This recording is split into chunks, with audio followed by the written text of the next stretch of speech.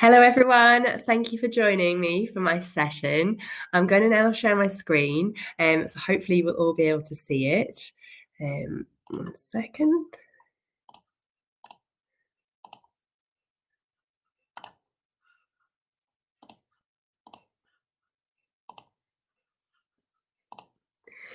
There we go. So welcome to creating viral content. Just a little bit about me, because I know it's all a bit strange not being able to kind of see me in person. I've got about 16 years PR marketing experience. The PR marketing company I've developed, Harvey and Hugo, is now in its 12th year. We offer a range of services from the award-winning Pay as Hugo PR, which is popular at the minute without any contracts, right through to regular retained PR and marketing. We work with a variety of startups, micro businesses, to unicorn tech companies and international organizations. For me, I love finding out about the science behind how brands are built, how certain messages reach parts of the limbic part of your brain, and how it makes them memorable and lovable. And that's what we do at Harvey and Hugo. We make brands lovable and memorable by telling stories. So what am I going to be talking about in this session? Firstly, what's at stake, and that's a purposeful typo there. You'll see what I mean when we come to it. It's always helpful to have definitions of what we're talking about. We'll then be talking about steps, and yes, the double P means it's not the pop group, unfortunately, but I have got a nice picture in there for all you. I say sentimental, but they're making a comeback again. Um, I'll then talk you through some case studies so you can really kind of see how these steps to kind of creating viral content are done in real life. And then some final tips from us at Harvey and Hugo and how we think we can make content more shareable. There's also some further reading. I'm a big fan of books and I take inspiration from a lot of authors. So there's a little reading list for your homework if you are interested. And of course, there'll be some time for questions. So sorry if I'm making anyone really hungry. I don't know if anyone would fancy steak at 10 a.m., but maybe you will when I tell you more about a special type of steak. But what is at stake? So it's such a competitive world out there. Every day, 16,000 words are shared online. That's the average person sharing all their words. And then 100 million conversations about brands almost every hour are taking place. And that's not just online, that's offline as well. The thing with kind of viral content is that people tend to sometimes just think just online, just social media. But actually, word of mouth is the most powerful controlling force behind a lot of purchases. And if you think about it, we're automatically programmed to share the right type of content to the right type of people. So if we look at social media, for example, if you're setting up a social media ad, you can target exactly who you want to see it. But we do that automatically as human beings. So for example, you wouldn't share a new baby product with someone that you know is battling with infertility unless you're just really insensitive, which hopefully none of you are. So we automatically have those filters. So when we do kind of deliver some advice or a recommendation, it's really kind of you're influencing the person because you have a relationship with them. So word of mouth is so powerful. And with that constant battle for attention that we're facing at the minute, it's just so important that we develop content that cuts through the noise, that's creative, that compels action. So there's a lot at stake, really. And that's why when the creator of a restaurant in Philadelphia in America, it was called Barclay Prime Steakhouse. Yes, they created an amazing dining experience. They created amazing setting, amazing cutlery, everything that completes the picture. But then they were thinking, how can we get extra awareness about the restaurant? So they decided to develop a steak on the menu that was $100. Now, it was a cheesesteak, it was Kobe beef, lobster tail, black truffles, and also you got a glass of champagne, but it was $100. Now, you might well think, who's going to pay $100 for that? But it got so much media attention because it's like, wow, a restaurant has opened and a steak is $100. And it got celebrities attending straight away. And then obviously that compelled more people to come and try it because they wanted to see just how good it was, even just to say, oh, it wasn't worth it. And obviously, anyone who's going there and trying it, it had to go on the gram, it had to go on Instagram, it had to go on social media. And then afterwards, telling your friends, talking at the gym or at the water cooler, oh, I tried that $100 steak. So that's just an example of how you can spread content, spread ideas and products faster. So, definition of content: information typically made available by a website or other electronic medium. So it says typically, because again, when we think of content, when we think of content marketing, we do think online. We think kind of blogs, articles, videos, infographics, and there's a whole array of it. But it doesn't have to be. It can still be conversations. It still can be talking to people. It can be things like this, presentations.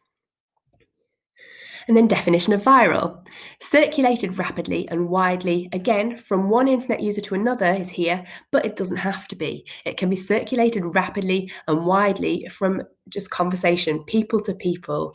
But it really is when it gets online that it spreads so much faster.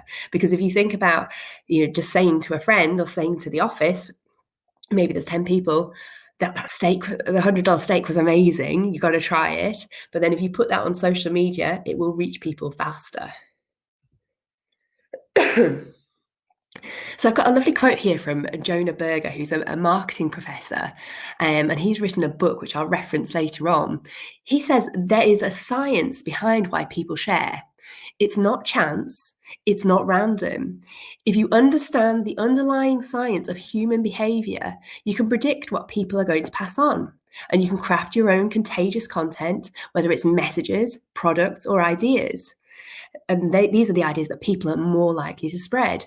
So, some content, it can be the timing, it can be luck that it just suddenly spreads and go viral. I mean, you hear it a lot. You hear people say, oh, I just shared it. I didn't expect it to kind of go twice around the world and reach 20 million people.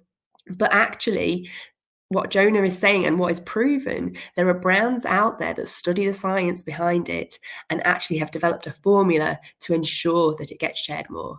And it might not go, viral. You tend to think, oh, it's got millions and millions of shares. It might not get that many, but still it has been seen and shared a lot. Going back to that definition, it's circulated rapidly and widely. So here's my picture of steps. I hope you appreciate it. Sorry if anyone doesn't. But yes, obviously it's got nothing to do with them, but I just wanted the picture. So these are Jonah's 6 steps: social currency, triggers, emotion, public, practical value, and stories. And just that acronym, it is helpful when you are developing content next that you really want to make an impression. Try and go through this tick list. It doesn't have to cover everyone. If it does, it has a stronger chance, but you'll see from the examples that it doesn't have to cover everyone. If it's really strong in one particular category, it's still going to do very well. Right, the first one: social currency. So sharing things makes us look good to others, which means we're more likely to share them. We share for a reason. We're human beings. Sharing actually activates areas of the brain that are activated by the same kind of things like food and money. If you eat an amazing donut, you get excited by that, and it kind of releases kind of chemicals in the brain that compel you to do it more. That's why donuts are dangerous, as well as many other confectionery items. But it's the same thing for sharing. It's the same thing on social media when you see that those likes coming in and you get that good feeling in your brain. So it's a form of social currency. It's almost like you share things to buy the favor or the interest of other people. And you do things to impress your peers, whether you like it or not, because otherwise we wouldn't share things. There's other reasons, but this is just covering this point. A good example of this is the secret bars.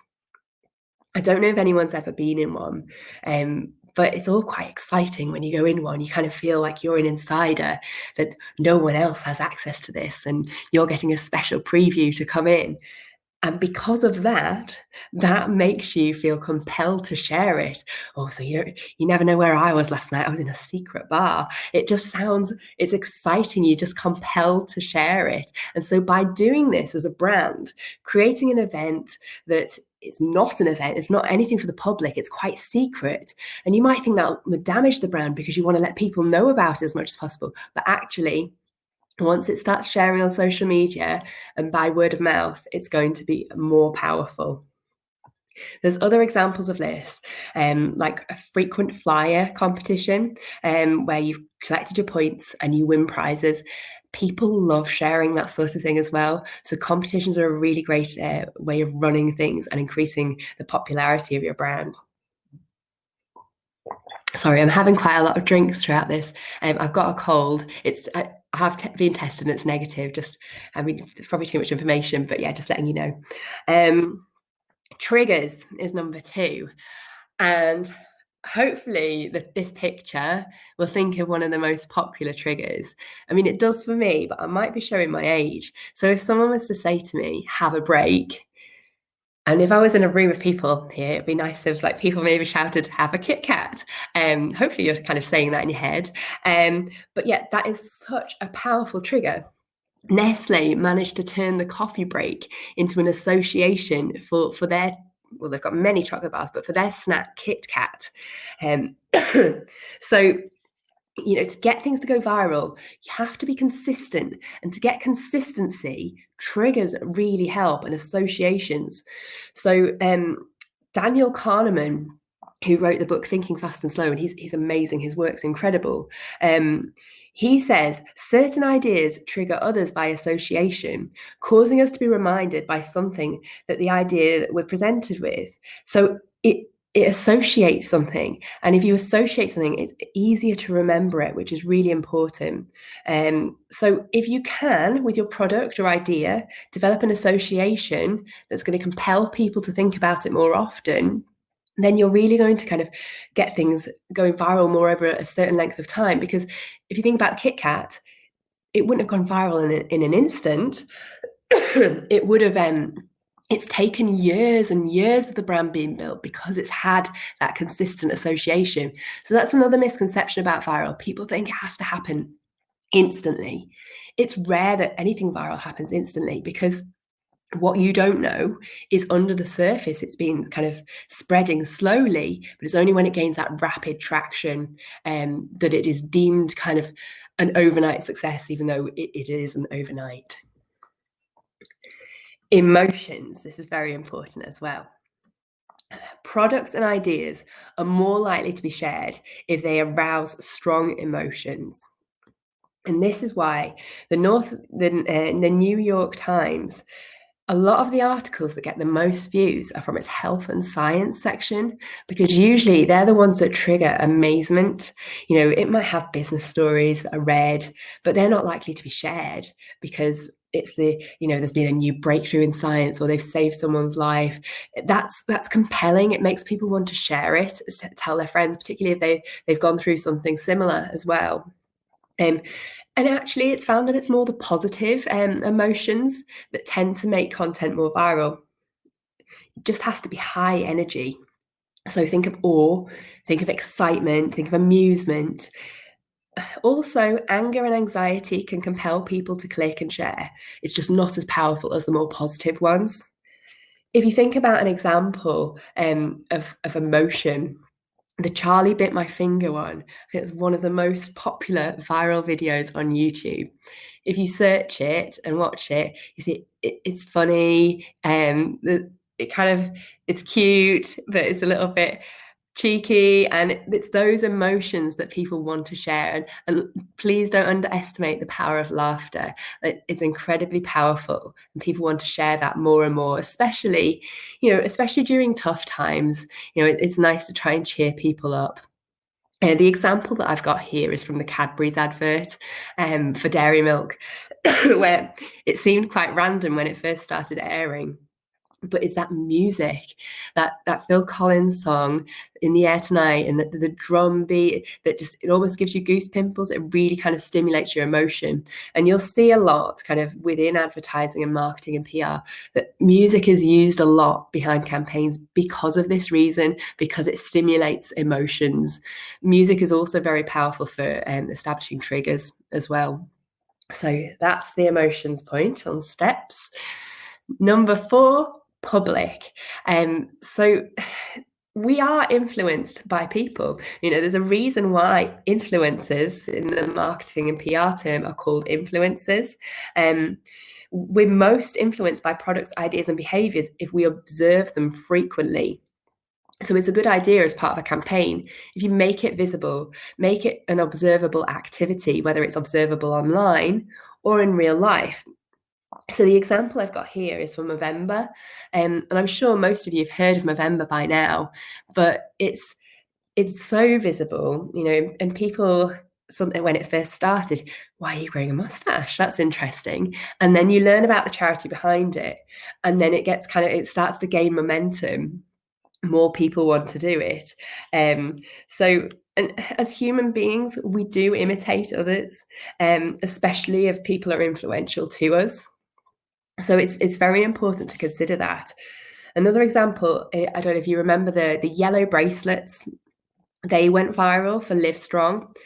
People just started wearing them all of a sudden, and people were buying them. And sometimes it was a charity behind it, but sometimes people didn't even realize that. They just, what's that yellow bracelet? I need to get one because everyone has it. Number 5, practical value. Excuse me.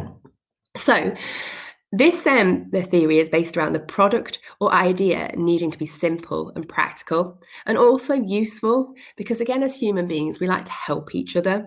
And if something's useful to someone, if something's going to make their life easier, they're more likely to share it. It's more likely to spread.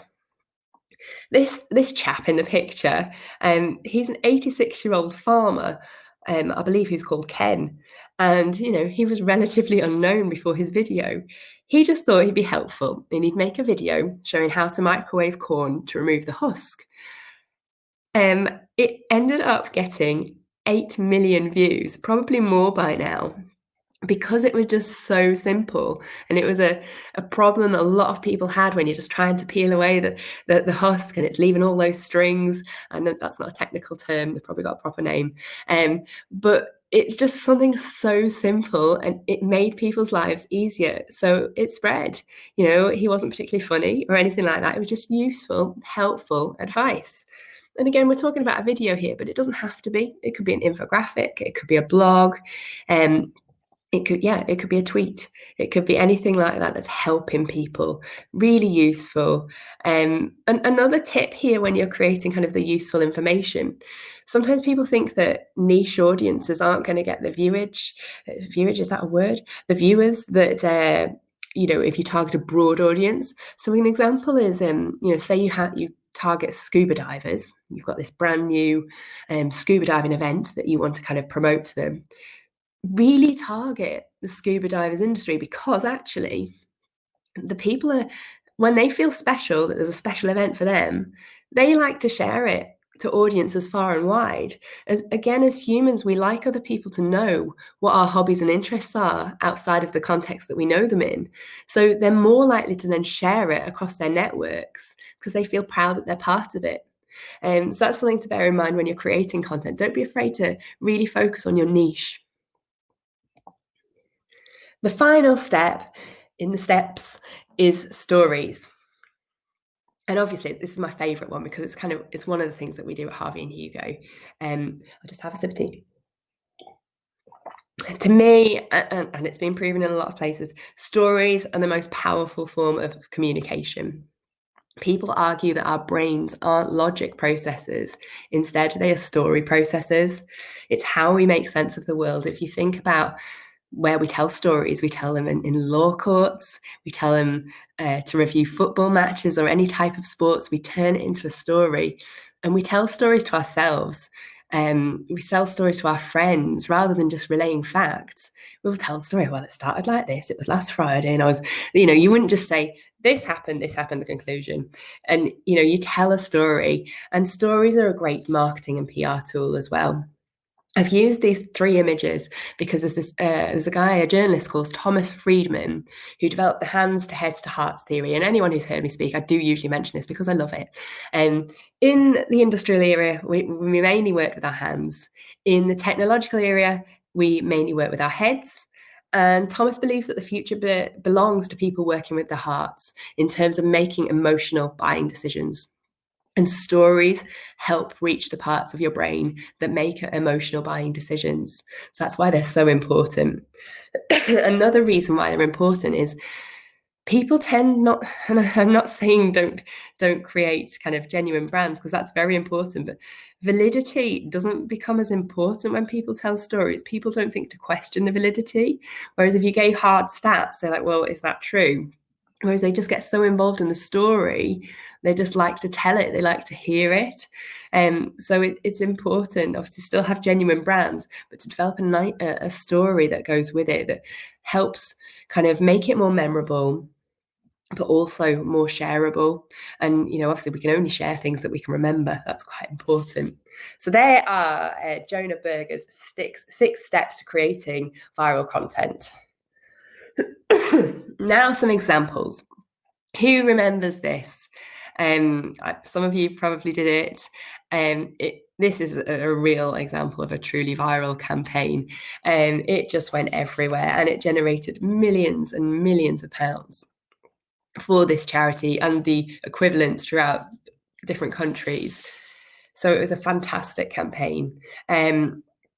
Let's look at the kind of the steps related to this. So it ticks social currency. Everyone wants to show that they're supporting a charity. It's a good thing to do. Triggers. Maybe if anyone thinks of an ice bucket now, they'll always remember this charity. Not necessarily totally relevant, but it shows how the brain works. Emotions, obviously there was the emotions of kind of seeing the likes of Gordon experience this. It's kind of that shock that, oh my God, it must be so cold. Again, it impresses you it compels you to share it. The public, everyone was doing it, so it almost became, I have to do it. You were influenced by people to take part. I wouldn't say it's a very useful thing. So practical value, perhaps it doesn't score that well on, but in terms of the actual physical ice bucket challenge, in terms of practical value for helping a charity and spreading awareness about it, then it's very important for that. And then it had the story behind it, which helped kind of compel people to share it. So yeah, that did very well, according to Jonah. Evian Baby and Me campaign, this was just lovely. This is an example of the more emotional side of things. It's cute. There was a whole range of different pictures, and people just like to share it because it was cute. But then it also has that trigger, that association of not necessarily the fact that you're going to turn into a baby if you drink their product, but that youth, that live young kind of feeling as part of its slogan, its messaging. And then when it was showing the celebrities and turning them into babies as well, that was just more kind of shareable.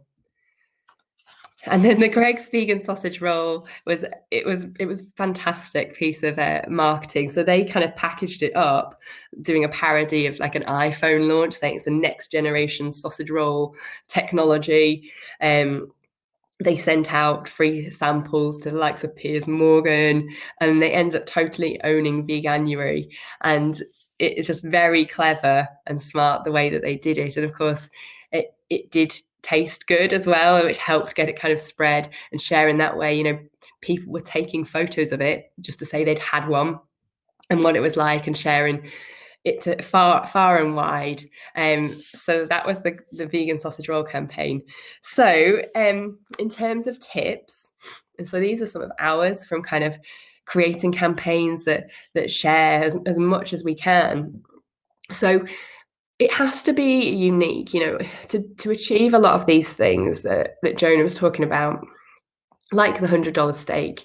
You have to think quite differently. You can't just achieve viral content by thinking the same as everyone always thinks.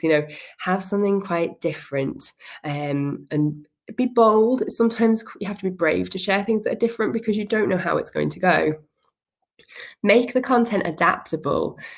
So you may have noticed with memes that tend to share or spread rapidly across the internet that sometimes you see the same kind of image, but just different text. And people like to do that, just like a virus, which why the content is called viral. It mutates and it adapts. And so your content needs to be able to do that. Gamifying things is a really useful tool. And I noticed actually that the Tees Valley Business Summit are doing this, which is very clever. It encourages you to go and visit the stands in this case, but you can gamify your products and services as well. So they get certain points, reward points, as we've talked about, prizes, and then it just makes people more compelled to share things and get involved. Again, as human beings, we love a bit of competition. Making it useful, as kind of Jonah said, you've got to excite people. Think of emotions, think of people making decisions with their heart. That's what's going to kind of compel people to share. You've got to associate things. I always think, now, associate this with the Take a Break, Have a Kit Kat, because that's one of the most famous ones in my eyes. But how can you get people to associate your product with what you need them to associate it with? Think consistency. It's not enough to just share something once. You've got to repurpose things and have consistent values, consistent messaging behind it. You've got to share things frequently as well. So, the consistency thing, for example, that could be having consistent values and the consistent messaging behind your product. But then also, like I said, things don't go viral overnight. You have to frequently share. You have to put in the work. It has to be visible, because remember, observable behaviors are more likely to be copied. And tell stories where you can. Make them genuine, but tell stories, and use influencers. And by influencers, we're all influencers. Remember what I said at the start. We all kind of share things through word of mouth, and we all influence each other's. It's just when I say influencers, often people think it has to be a celebrity. They have to have millions and millions of followers, and they have to pay them millions of pounds. Like, you don't. Like, micro influencers are a really, really useful tool to use. Like, they might have 10 followers, but if they're your exact audience and they're really influential to that audience, they're still very powerful to involve in campaigns. So don't rule that out. Just for the further reading, these are the two books that I recommend: Contagious, Why Things Catch On by Jonah Berger, and The Rules of Contagion by Adam Kokarski, I think. And they inspired a lot of the information within this. They inspire a lot of the things that we do at Harvey and Hugo. And they're top. Jonah's certainly a top scientist who knows his stuff. So I'll just put my contact details on there briefly, in case anyone wants to contact me after this, but I'm going to stop sharing. I'm going to head back to the portal now, and I'm going to review any questions that anyone has.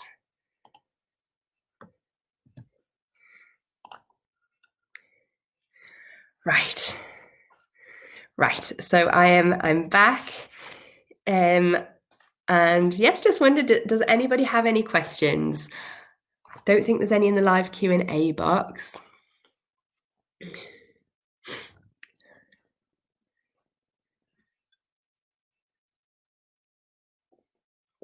Don't worry if you don't have any questions. I hope it was okay. I'm just pleased my voice held out. Sorry for coughing a little bit throughout it.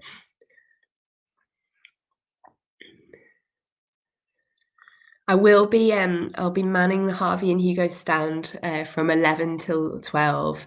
If anyone does want to kind of ask a more kind of one-to-one based question, just let me know. Oh, thank you, Becca. It's lovely to hear feedback like that, actually, because you just have no idea as a presenter how things have gone. I've got a question, I think, from Deborah. Oh, hold on, the question's coming in thick and fast now. So Deborah's asking, would you apply a ranking to the 6 facets? That's a very good question, Deborah. Let's have a little think about that. I think, and this is coming from my background as PR predominantly and marketing.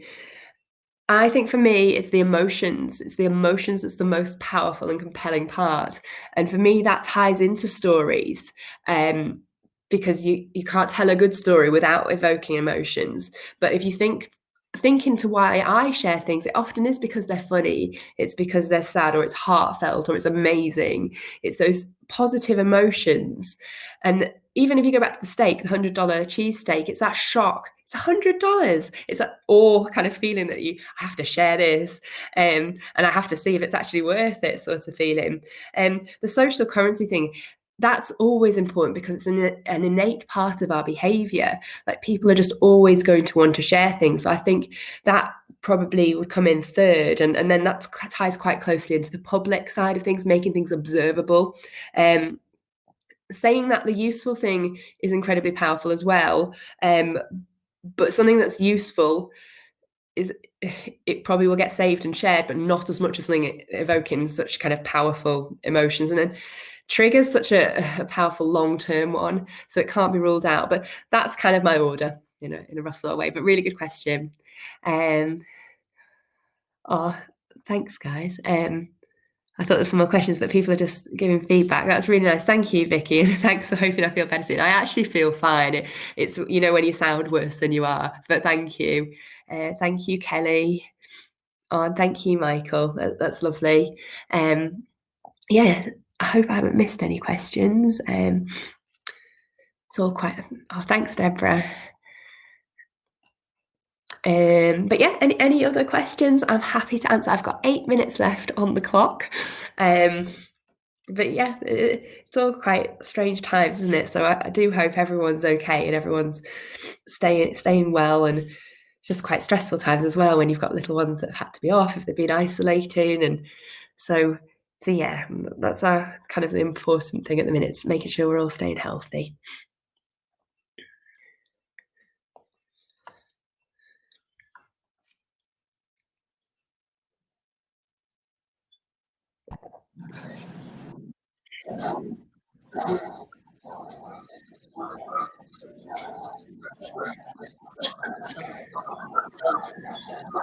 Hi, Amanda. Hi, Charlotte. So I think that's all the questions we've got. So thank you very much. Brilliant presentation. It made me think of the Diet Coke break when you were talking about. Oh, that's a great one. And someone else put on the chat about if you like a little biscuit, join our club. That one as well. Oh, perfect. Oh, brilliant. But thank you very much. So everyone can move back to the timeline and get ready for your next session. And the exhibition is open as well if anyone wants to visit that. So thanks very much, everybody.